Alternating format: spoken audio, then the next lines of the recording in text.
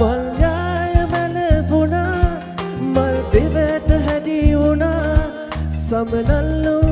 ඉයරුණු අත ගියා අපි ආයේ නොයනා නිසා අපි ආයේ නොයනා නිසා හිතුවේවත් නැති දවසක